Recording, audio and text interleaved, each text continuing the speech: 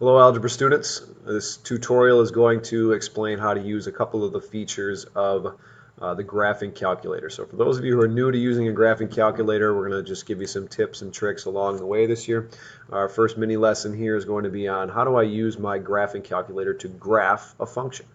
So in order to graph a function, you will first select the y equals key. So up in the top left corner of your calculator, just underneath where the screen is, you click on y equals and it should take you to this menu. So we've got our function menu. Here's where we type in a given function that we are going to graph. Now as we do this, functions typically have an independent variable. Oftentimes x is the letter that's used for that. So the x button that you're going to use, very important here, is right here. X, T, theta, and this is the variable key on your calculator. Okay.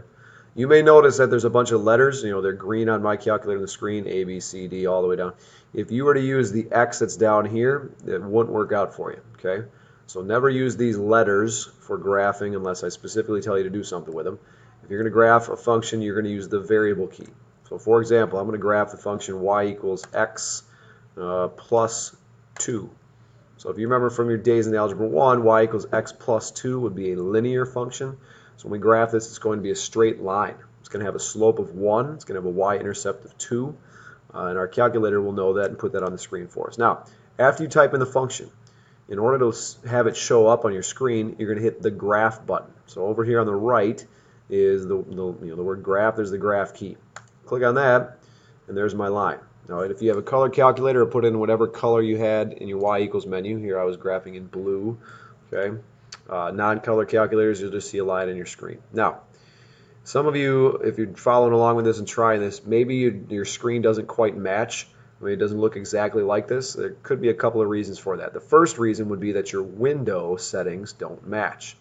So this is a nice window to look at. The general standard viewing window on a graphing calculator is going to be from -10 to +10 on the x-axis, and from -10 to +10 on the y-axis.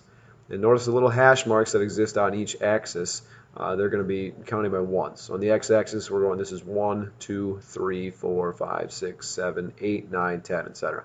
And going this way, we've got -1, -2, -3, all the way back to -10. Same for the y-axis.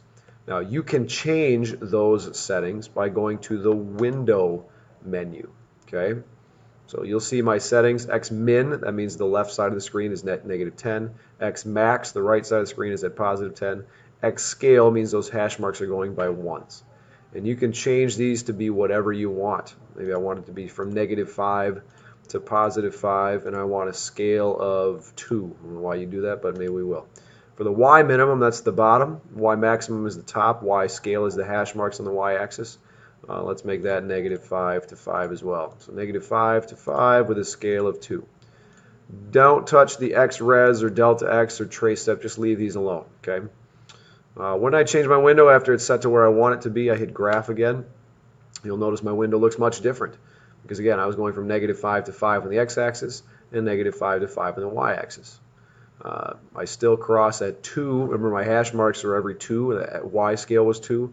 And the X scale was also 2, so even though it looks like, oh, this is crossing at 1, this is 2, this is 4, because we're counting by 2s now. Now, if you want to set your window easily back to the standard viewing window, the best way to do that is to hit the zoom key. So when I click the zoom key, again, all these options are up in the top, zoom. In the zoom menu, there's a whole bunch of things, Z, box, zoom in, out, decimal, square. 6, this option right here, Z standard, this is a big key to your existence. When you want to fix your window and set it back to where it's supposed to be, you're going to hit the zoom button and then the number 6. Okay, or scroll down using the buttons to get to this one. We're going to zoom to the standard viewing window. So zoom 6 automatically executes that command, and there I go, back to my same window I started with, -10 to 10, -10 to 10, scale of 1. Now, what you're going to be doing in this first lesson is you're going to be graphing quadratic functions. Quadratic functions are where we have a squared term. So I'm going to go back to the y equals menu and show you what I mean. Anytime I want to delete just a single part of this, I could move my cursor using the arrows left and right. If I want to do a second function, I'll hit down. I could set up any one of these going up and down. If I wanted clear, I'll hit delete just to show you. If I delete, it just deletes one item. If I hit clear, however, that clears out the entire expression. Okay. So what I'm going to do is I'm going to go to y2, just because I want to look at it in red, and I'm going to graph the function x squared plus 2. So x is my variable key again. To square something, you have a couple of options. There is a square key right here. Okay, so where it says x squared. If I click this, it's going to take whatever came before it and square it. So I have x squared, or x to the second power. Another way that you could do that, if I delete this, is I can click x and use the caret symbol. This means raised to. And notice if you have math script on a newer calculator, it actually puts a little input box up in the exponent. So we're going to put a little number 2 there, so we're going to square x. Now to get down out of the exponent, I hit the right arrow key, and we saw me do that. It went from being an exponent to being now just on the regular level. I'll click plus 2. That's going to be the function I'm going to graph. So when I'm ready to go, I hit graph, and I should have a nice parabola that has been shifted up 2 units. It has its center, or its axis of symmetry along the y-axis. So there's x squared plus 2. I want to do another one. Maybe I'll go and make one in pink. Let's say I want negative x squared minus 1. Now, key thing there. Notice that when I wanted negative x squared, I clicked on this negative symbol down here. This is the negative symbol. This is the minus symbol. They might seem like they're the same, but on your calculator, they actually look a little bit different. Notice how this negative symbol is up just a little bit higher and is a little bit smaller than the minus sign. This means take the opposite of whatever comes next. This means subtract 1. Okay, makes for a big deal at some points when you're typing an expression. So negative x squared minus 1. I'll graph it. There I have a second graph on my screen. Fantastic.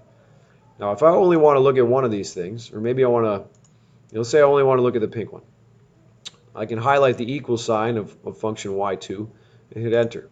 What that does is that turns that function off. Notice how it's no longer highlighted. We're good to go. This one's highlighted so it can be graphed. If I were to hit graph, I just have the one parabola on my screen and that's it. Go back to y equals menu. Maybe I want to change the color. I'm going to turn this one back on, but I don't like red, so I'm going to change the color. I just hit the left arrow to highlight this. I got some options. I'm going to change it black, magenta, green, orange, brown, all kinds of stuff. Okay, let's go light blue. And for a line, I got different options here as well. You could shade above or below. I could use a tracer ball. That's kind of neat. Let's do that. We'll hit OK. So now I can graph. The purple one, pink one's already there. There's this light blue graph, and you notice that ball traced the graph as it went. So there's some neat options that you have as far as graphing things is concerned. So hopefully that gives you just a little bit of an idea how to use a couple of basic keys on your graphing calculator. If you have questions, please feel free to ask.